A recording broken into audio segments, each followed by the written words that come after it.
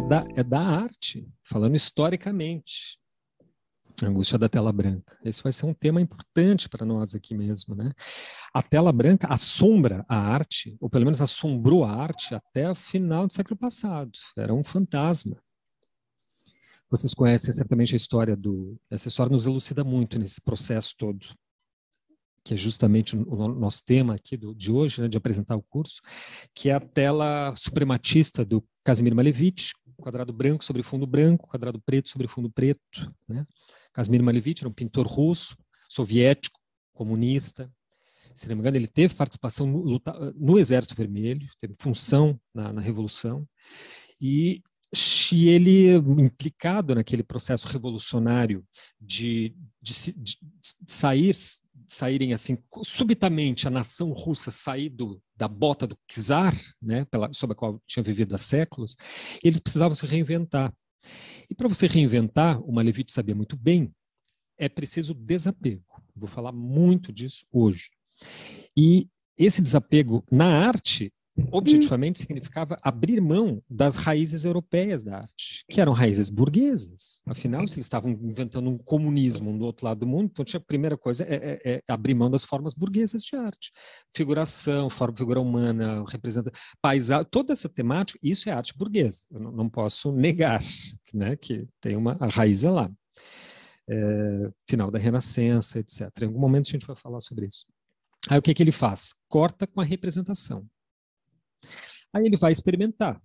Experimenta. Aí ele chega numa concepção muito fundamental. É notável que ele chegue isso, porque ele chega em 1920, gente. 1920, calcule. Como é que era o mundo em 1920. A Tita diz que em 1940 tinha fotopintura. Ele, em 1920, chega em experimentações formais, onde ele descobre que a arte, que toda a visualidade é composta de formas. Então, antes de ser um retrato, são manchas, são linhas, são cores, são planos. Ou seja, esses que a gente conhece como elementos da linguagem visual começaram para Malevich a subsidiar toda uma linguagem plástica. Né? Quais são os elementos da linguagem visual? Ponto, linha, plano e cor. Então ele faz isso. Você vê as telas dele, esse é um quadrado, no meio de um fundo branco, um círculo, um plano, uma linha que passa aqui, etc. Um equilíbrio, mas um pouco parecido com o Kandinsky. Só que Kandinsky é depois. O Malevich é precursor. Até que de tanto experimentar, Tito, ele vai experimentando, abstraindo, para chegar na linguagem pura. E ele chega, enfim, no famoso quadrado preto sobre fundo preto. Então é isso mesmo. Ele me tem a pachorra de desenhar, de pintar uma tela de preto, em cima da tela preta ele pinta um quadrado preto. Diz ele que quando ele tem uma pequena autobiografia, quando ele chegou nesse resultado e olhou a tela preta, não satisfeito, ele fez uma série, quadrado preto sobre fundo preto, aí fez uma outra série de quadrado branco sobre fundo branco. Diz ele que ficou em depressão. Ele não fala a palavra depressão, mas ele fala num estado assim que ele ficou de cama, não conseguia falar, comer, ficou assim, em apatia total.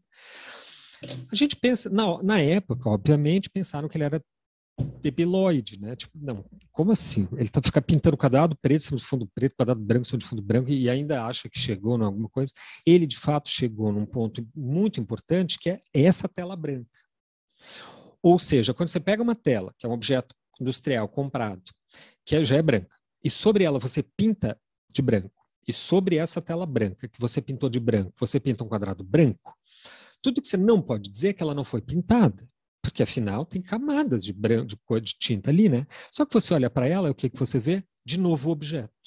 Em vez de ter uma representação, uma janela para o mundo, o que aparece para ti é de novo uma tela em branco que te joga na tua cara.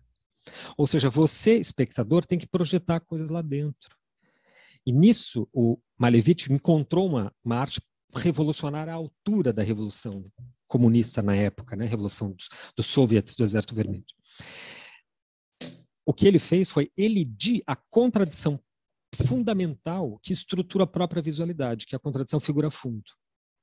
Tudo que a gente vê, a gente só vê por conta de contrastes. Eu costumo ensinar aí, quem foi meu orientando em desenho, né, que a linha não existe, que a linha... O desenho não é linha. Eu sei que se Pode ser polêmico isso, porque todo livro, em todo lugar se fala que desenho é linha. Desenho não tem nada a ver com linha. Nunca teve na história da arte, nunca. Só nesses livros de como desenhar, daí desenho é linha. Mas o desenho não é linha, desenho é contraste. Porque a gente enxerga uma linha não pela qualidade de linha, porque linha não tem qualidade. Linha é um ente geométrico, certo? Um ente abstrato, ponto, linha e plano. Cadê a linha? Me mostrem uma linha, um ponto. Não tem. Quando eu era criança, eu me lembro, criança, assim, na escola, quando a gente aprendia lá os entes da geometria, o professor sempre usava de uma linguagem poética, que sempre me chamou a atenção, eu lembro até hoje, que ele dizia assim, o que é um ponto? Uma estrela no céu. O que é uma linha? É a estrela cadente, que vai deixando o rastro do seu brilho. O que é um plano? É quando essa estrela, se ela se fechar do outro lado, vira um plano. Ou seja, o professor demandava já me chamava atenção na época, esse recurso poético, porque não existe um ponto, uma linha e um plano para ele nos mostrar. São entes da geometria. O Malevich entendeu isso e reduziu toda a figuração possível, etc., todo o campo da visualidade ao seu elemento essencial, figura-fundo. Quando ele anula figura-fundo, quando ele tira mesmo esses elementos mínimos, né, que é ponto, linha e plano, tira isso, extrai da figura, ele enxerga o quê? A gente não pode dizer que tem exatamente um vazio, porque foi pintado. Ele pintou um quadrado branco. Ou seja, ele pintou, tem uma ação em cima daquilo. Só que ele chega de novo a um campo aberto, à imaginação do espectador, à especulação, ou seja, ele lide a contradição principal da visualidade, que é a figura-fundo. 60 anos depois, mais ou menos, 20, 30, 40, não, 40, 50 anos depois, um músico nova-iorquino muito interessante, pós-moderno, chamado John Cage, que ficou muito famoso, depois, pelo menos no terreno da música, né, ele era um erudito, assim. Ele, estudando essas pesquisas do Malevich, de décadas atrás, estuda também Kandinsky, Paul Klee, os abstracionistas, etc. Ele estuda pintura, mas é um músico, né? Ele se depara lá com o quadrado branco sobre o fundo branco do Malevich.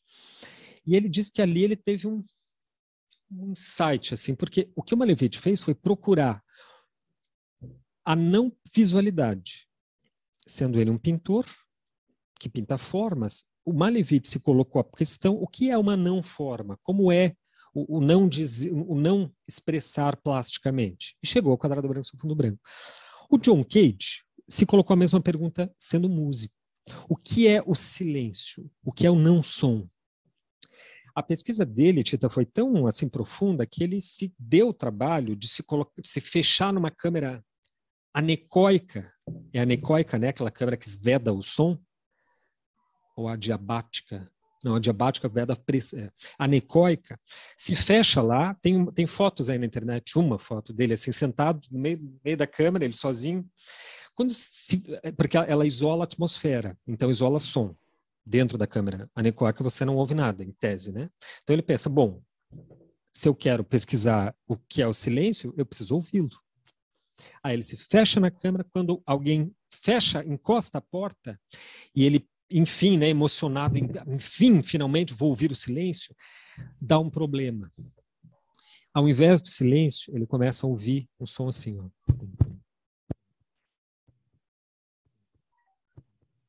Ou seja, no lugar do silêncio, ele ouviu o coração batendo e o sangue circulando nas veias e os sistemas do organismo funcionando. Ou seja, ele ouviu tudo menos silêncio. Aí ele entende, isso que é mais ou menos óbvio, né, que é meio retórico, que o silêncio não existe. O silêncio é uma figuração, um conceito de análise que a gente usa para se referir ao espaço entre uma nota e outra, que é o contratempo. Mas ele em si não existe porque simplesmente ele não pode ser materializado, que nem uma linha, que nem um ponto, ou seja, os elementos da arte, tanto na música quanto nas visuais, quanto na literatura, simplesmente não existem. Ou seja, eles não podem ser materializados, eles não existem materialmente. Eles estão plenamente dentro do campo de linguagem, do simbólico, né? Aí que ele compõe a famosíssima sinfonia chamada 4 minutos e 22 e 33 segundos de silêncio, que se trata do quê? De 4 minutos e 33 segundos de silêncio. Só que é muito interessante porque não é um conceito, é verdade. No YouTube, procurem assim, talvez seja enganado, talvez seja 4 minutos e 22 segundos, não 33, enfim. Procurem no YouTube, aí tem assim, tem, por exemplo, eu ouvi a orquestra, aquela orquestra venezuelana maravilhosa, que foi formada no período chavista lá, orquestra bolivariana, sei do que, tocaram lá uma sinfonia, não sei das quantas, aí um momento o maestro pediu a palavra, interrompeu e disse assim, bom, agora nós tocaremos obra de sinfonia de John Cage, 4 minutos, 22 segundos de silêncio, etc. Ele se prepara, ergue a batuta, os músicos se preparam para trocar. Quando ele começa a contar o tempo, 4 minutos e 33 segundos parado. Só que o que se esperaria ouvir? 4 minutos e 33 segundos de silêncio. Só que não acontece. E quando a gente assiste os vídeos no YouTube, é maravilhoso, assistam de fone, porque daí quando eles começam a tocar, há um som. O som é assim, ó.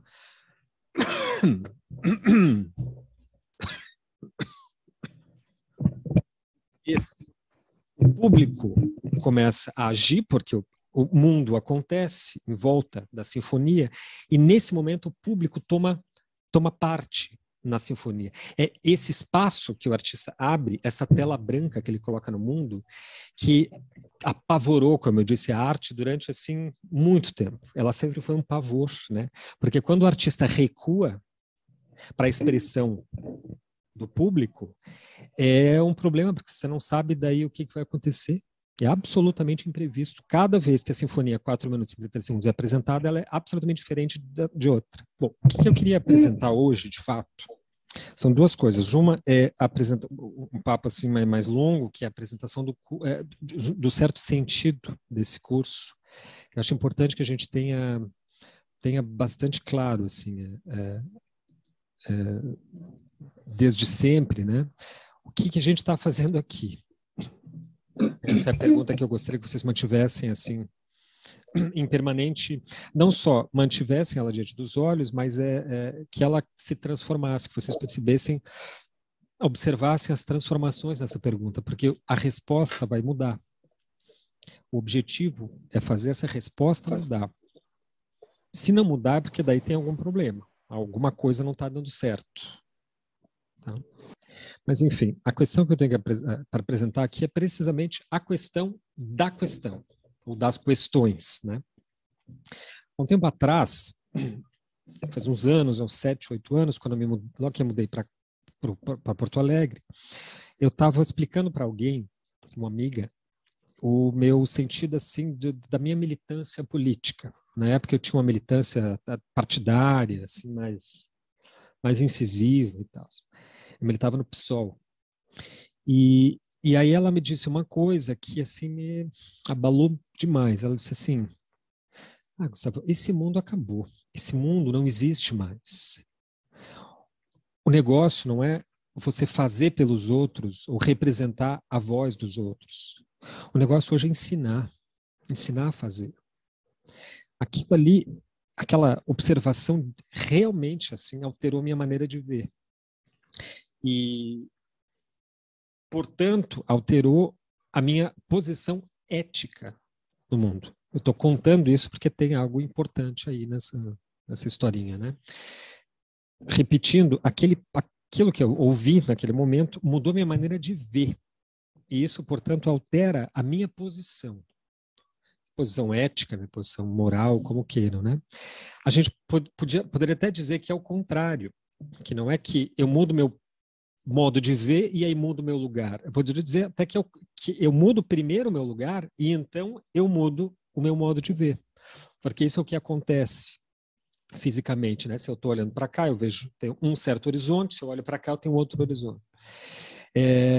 Só que o ver aqui, ele não quer dizer, não se refere ao sentido fisiológico da visão. Ele se refere ao olhar. Isso vai ser uma palavra-chave aqui no nosso encontro de hoje, né? Porque olhar é mais do que a visão, é precisamente o lugar que a nossa subjetividade ocupa. E a gente vai aprender que esse lugar é instável, mutante, indefinido e está sempre em processo, permanentemente. Quando ele é saudável. O que interessa não é, então, o que a gente vê. Não importa tanto, porque o que a gente vê é um alvo circunstancial, impermanente, que muda, instável, que depende mais dos outros, às vezes, do que da gente. O que importa é de onde a gente vê, em que posição a gente está. Porque esse onde condiciona o que a gente vê. Então, no conceito psicológico do olhar, psíquico, digamos assim, é o contrário do conceito geográfico, entre essa relação entre lugar e visão, entre estar e ver.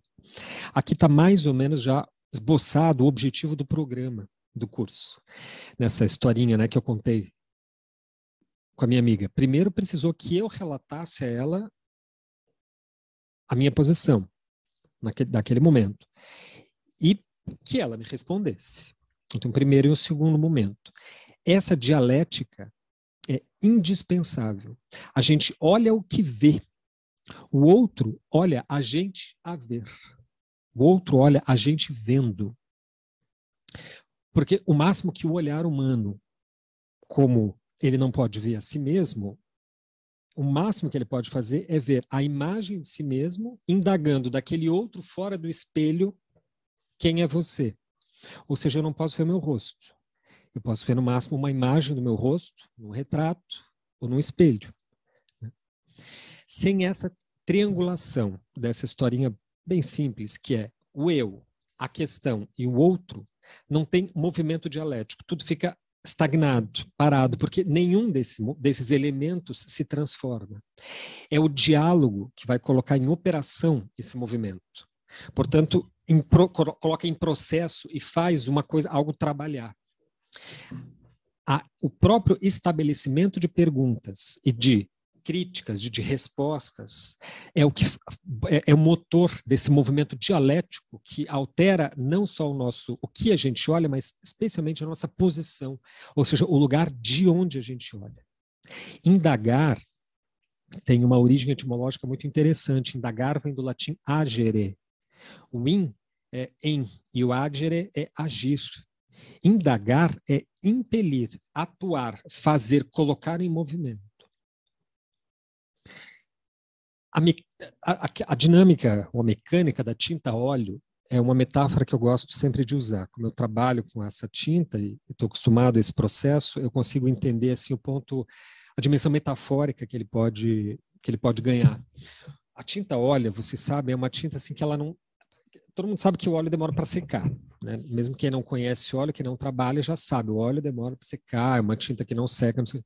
Por quê? Porque ela tem um processo de secagem que não é como a água. A água seca de fora para dentro, né? Ela vai se evaporando a partir das condições climáticas e desaparece. A secagem do óleo não é uma secagem como a água, é uma secagem que a gente chama de endógena. Ela é uma reação de oxidação, ou seja, quando ele encontra o oxigênio do ar, que faz com que o óleo se cristalize. Então ela seca de dentro para fora.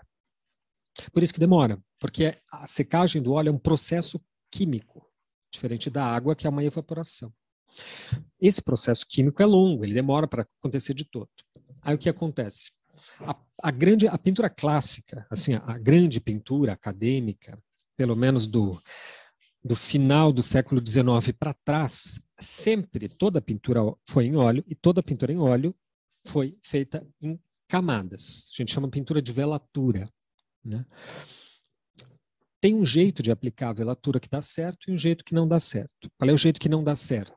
É quando você passa uma camada de tinta um pouco mais grossa, portanto, que não está bem seca, e em cima dela você passa uma outra camada de tinta mais fininha, ou seja, mais diluída em solvente ou no próprio óleo. O que acontece?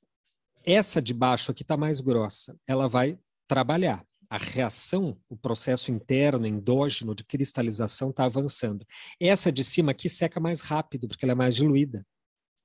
Então, se você cometer esse erro, né, de botar em cima de uma camada grossa, ainda não seca, uma camada fininha que já seca, que já está seca, a de baixo continua trabalhando, continua reagindo. O que ela faz é, ela quebra a camada de cima, porque ela vai empurrando essa camada que está seca, sólida de cima, vai sendo empurrada pela camada de baixo, que ainda está trabalhando, e acontece que nem uma erupção, né? O vulcão erude porque justamente tem o magma, né, que vai, as placas tectônicas, enfim, se trabalham embaixo da crosta e chega um momento que a parte de cima da Terra ela se quebra, né, e explode o magma, e a gente chama isso de erupção.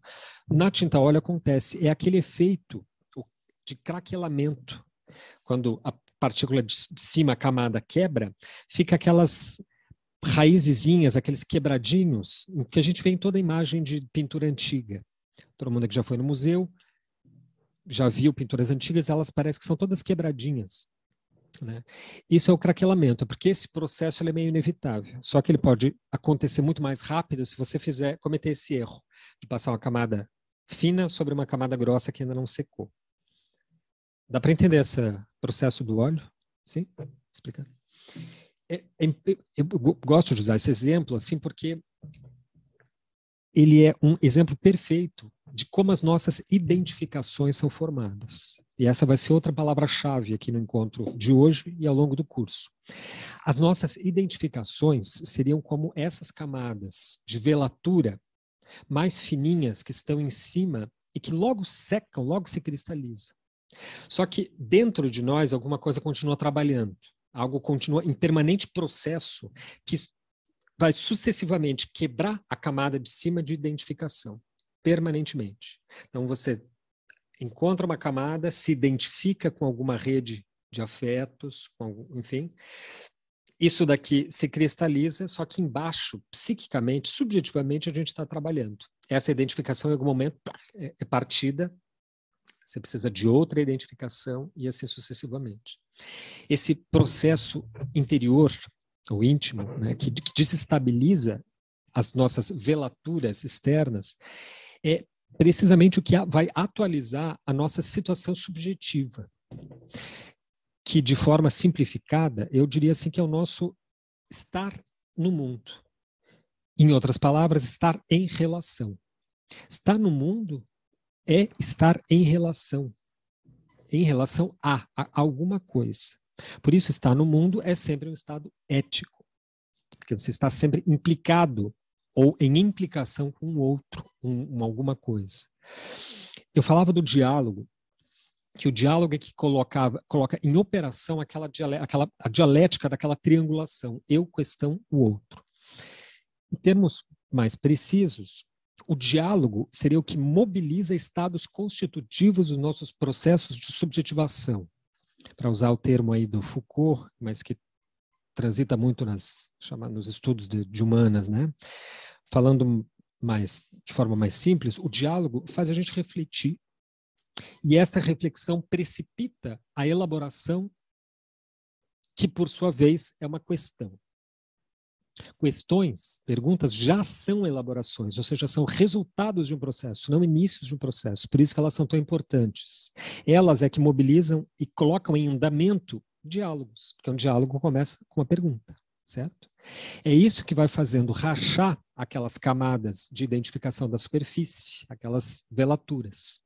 Quando elas se partem, quando elas se quebram, a gente procura outra camada, outra forma que corresponda àquele outro sujeito que lá embaixo se transformou. E assim sucessivamente. Se quebra, procura-se outra identificação. Vai trabalhando, se quebra, procura-se outra identificação. A reflexão da onde se originam as perguntas, as questões, já é um termo reflexivo, né? Reflexão. Ela é uma palavra que congrega em si já um sentido de alternância, de alteridade. Para refletir, tem que ter um emissor e um anteparo, né? Por isso, a reflexão ela nunca está sozinha. As grandes ideias não têm dono. Elas são elaboradas num diálogo que é feito no processo social. A gente atribui as grandes invenções a certas personalidades, mas elas não têm dono, né? Não é um sujeito que teve a ideia. As ideias estão no ar. Elas se elaboram no processo social, né, histórico. O ponto aqui é, é na interlocução, que eu estou chamando de diálogo, né, que aparecem essas questões que são mobilizantes para nós.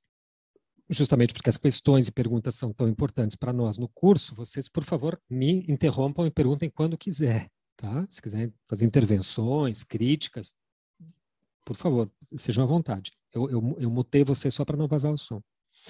Bom, eu dizia então que uma pergunta já é em si mesmo uma elaboração. Portanto, ela é mobilizante, né?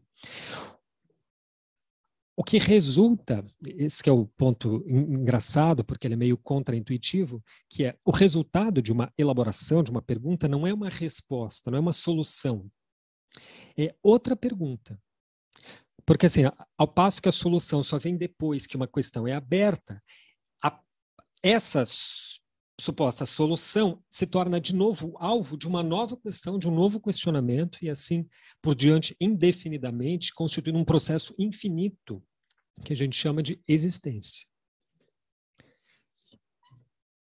Quando um artista quer começar uma produção, seja assim no sentido mesmo de dar origem a um trabalho expressivo, a um trabalho plástico, ou mudar o rumo da sua produção, quando ele está cansado, estagnado, bloqueado, né?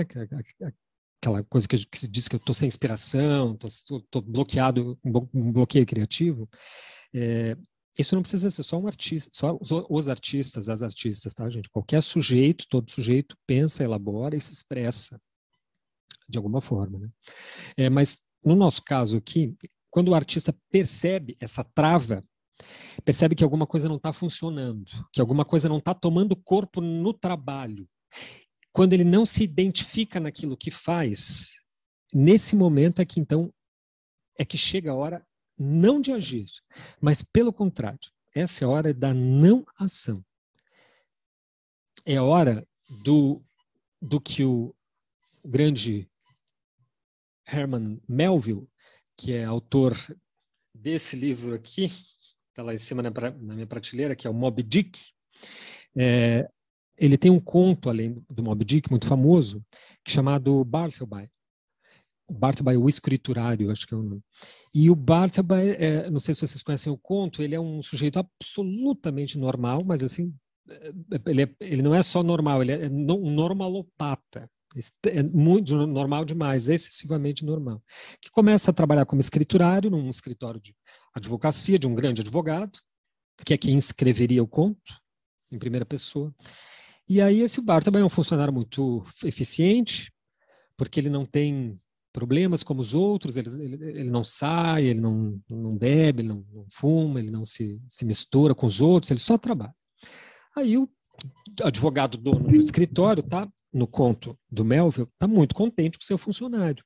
Até que ele pede para o seu funcionário fazer uma determinada coisa cotidiana ali do escritório, e o Bartleby olha para eles assim: I would prefer not to. Eu prefiro não fazer. Eu preferiria não fazer. Aí o advogado acha um pouco estranho, mas tá, tudo bem, passa a tarefa para um colega ali, tudo bem. No outro dia, ele pede outra função ali para o Bartleby, e o Bartleby vem com I would prefer not to do, e não faz. Aí o patrão acha estranho, mas vai jogando para frente, né? E assim, o conto vai se dirigindo para uma situação muito surreal, que assim, o Bartleby começa a recusar fazer tudo e qualquer coisa que se lhe mandem fazer. Chega a tal ponto que ele não quer mais sair do escritório, ele começa a morar ali. E isso coloca o patrão e os colegas numa situação tal que a única saída que o patrão encontrou foi se mudar, alugar um outro escritório, porque o Bartleby não saía dali, não fazia nada que ele mandasse. Claro que o Melville aí bota, assim, tenta criar uma metáfora e radicalizar ela para os efeitos ficarem mais visíveis, né? Mas o que ele quer dizer é mais ou menos algo como, quando você se recusa a agir como todo mundo, você muda a posição do outro. Sabe como? Quando a gente está precisamente nessa situação privilegiada de crise, pela qual acho que quase todos vocês passaram, né, algum momento de crise, ou estão passando ainda, né? Eu digo que é um momento privilegiado porque é aquele momento que a gente é obrigado a fazer. Porque um momento sem o qual a gente recairia naquela zona de conforto que, no caso do conto do Bartleby, é ser alguém normal que está obedecendo ordens de alguém, ou seja, respondendo a demandas que não são suas. Por isso que a crise é dolorosa, mas ela também é um processo privilegiado. Quando que a gente tem a oportunidade de estar numa grande crise pessoal? Felizmente não acontece todo mês. Graças a Deus, né? Então, quando acontece, tem que aproveitar. Dói. Tá? Não estou dizendo que não dói. Quem diz que o processo é direto e reto, que você vai resolver encontrar todas as soluções e realizar todos os seus sonhos, é coach. Tem nada a ver comigo, eu não sou coach, não vai dar certo, já adianto. E vai ser bem doloroso, além do mais. Eu prefiro ser sincero e honesto, assim, porque acho que é mais ético. Né? O I Would Prefer Not To, do Bartleby, é o momento de parar e pensar. Para quê? Para encontrar uma questão que, por sua vez, motive você a buscar uma solução. Motive a botar em movimento aquela dialética interna, que então vai encontrar uma nova forma, que é a tal solução, porém que é sempre provisória. Essa solução renova o trabalho. Só que ela é provisória, porque lá dentro continua mexendo, continua trabalhando aquele íntimo psíquico, né? Que em algum momento vai fazer partir as identificações. É um momento de crise de novo, e aí você vai procurar uma nova forma. E assim sucessivamente. Quando você acha uma forma, falando forma mesmo, né? A forma. E seja uma forma plástica, seja uma forma literária, se você for escritor, enfim. E você considera aquela forma como a solução e começa a se repetir, você vira tudo, menos um artista. O exemplo máximo, né, que a gente sempre usa, mas que eu não gosto de citar o nome, eu não vou dizer que é o Romero Brito, é um caso clássico de pessoa que assim, achou uma solução. Solução por quê? Porque realmente responde à demanda das pessoas. Que tipo de demanda tem as pessoas que compram o Romero Brito? Decorar a sala. Então é uma solução. Pessoa, né? A empresa Omo de sabão em pó, quando contrata o Romero Brito para fazer a caixinha, Romero Brito dá uma solução, porque afinal ele é um designer, um designer competente. Né? Quando o Chinelas Havaiana contrata o Brito para fazer um desenho na chinela, ele vai lá e dá uma solução. E aí ele se repete, só que ele está há 20 anos repetindo essa mesma solução. Isso é precisamente o oposto do que quer dizer arte. Mas é diametral a diferença. Quando você, voltando à frase do Picasso, para usar aqui um argumento de autoridade, o Picasso que diz, quando você copia os outros, é ruim, tudo bem, mas copiar a si mesmo é absolutamente ridículo.